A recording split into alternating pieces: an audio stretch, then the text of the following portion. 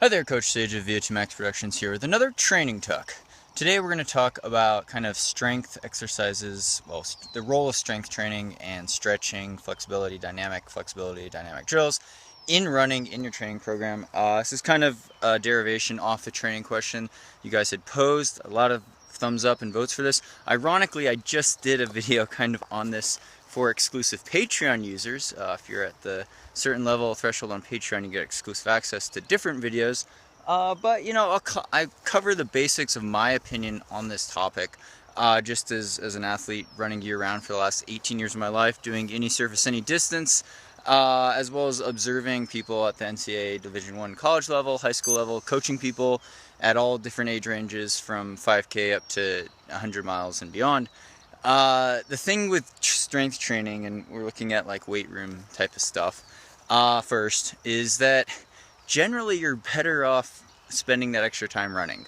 Now, because of the cardiovascular benefits. Now, the caveat behind that, of course, is, let me make sure I'm recording here. Okay, yeah.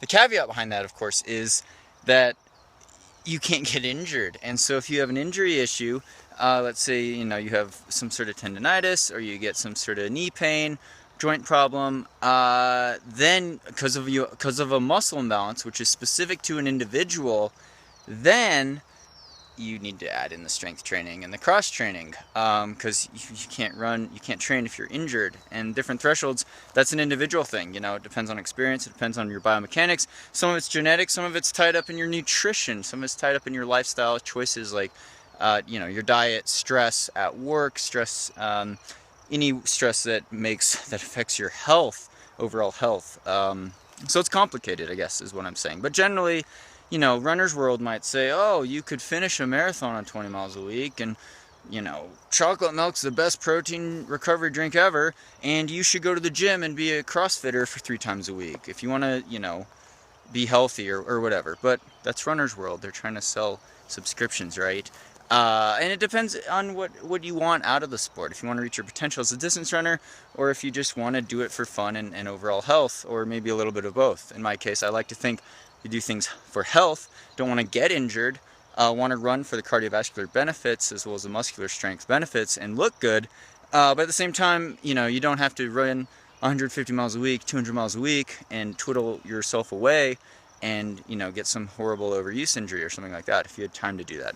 Most people would not have time to do that, or the energy. But anyway, long rant short, strength training has its role mainly, I think, for injury prevention and to develop better running form, which is the key to also staying healthy.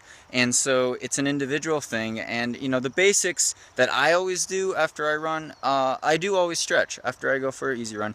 Maybe I only spend 5 or 10 minutes stretching each day, but I do stretch, and I stretch the major muscle groups. I do a lot of kind of static stretches. I know, very controversial. Sometimes you're bobbing a little bit and you're getting dynamic stretches. There's also dynamic drills. Check out the links on Sandy's channel. I'll link to one of our drills videos here for more of the dynamic exercises, because you're working on strength, mobility, and flexibility. And you don't want to be super flexible as a good distance runner. You don't want to be super inflexible, because then you're too rigid, but you don't want to be able to be, like a gymnast, because it's not going to be, you need some muscle tension to run with proper form and to run fast. So you don't have to touch your toes, is what I'm saying. I can't come close to doing that. But I do stretch, and I do, lighten the load on my calves, for example, if I feel calf tightness. Just a real light stretch. Most people overstretch. You could injure yourself stretching pretty easily, so it's more of just a real gentle stretch. And I do that, and I do core work, because the first thing we want to hit, oh, I have a shirt on here, but the first thing we want to hit is the core. And core is your stomach, your abs, your hip flexors coming in there, your lower back, all sorts of issues where all the weight bearing is. So you want to have a strong core if you want to run well, upright with good form, keeps your diaphragm open when you want to collapse and hunch over. All sorts of things. A lot of tension between the elbows, or between the shoulders and the hips, the twisting motion. The core is trying to stabilize you all the way through into the glutes, into the hip flexors, and up through the diaphragm and front of the abs. So some sit-ups, do some basic sit-ups. I do some push-ups now. I've been doing more push-ups. College, I used to lift a lot, curls for the girls, wanted to get some biceps going, wanted to do bench press, not very specific to distance running, maybe for a sprinter, mid-distance runner, obstacle course racer, but there seemed to be a relation, whereas the more my bench press got up, and I only got up to 175, I know I'm pretty weak, but it was a lot for me, 175 pounds on the bench press, and my pecs got a little bigger, and it seemed to make my 5K slower. It was kind of like just dead weight, and I was like, wow, you're not really using your arms so much, so why are you doing all these curls and these vanity lifts? But if you want to look good and you want to feel healthy, you know, more power to you. You could definitely, you know, get swole, be like Ryan Hall, you know, gain 20-30 pounds of muscle, and definitely look good and be healthy, but maybe not run as fast as you could if you didn't have some of that upper body mass, especially upper body. And, you know, lifting the legs, I generally stay away from it as well. You could look into it if you have quad imbalances. Again, people with calf issues or Achilles tendon issues sometimes have to do calf raises. Like Sandy could get into more in depth on that. Actually, we'll definitely are going to get more in depth on that with specific exercises.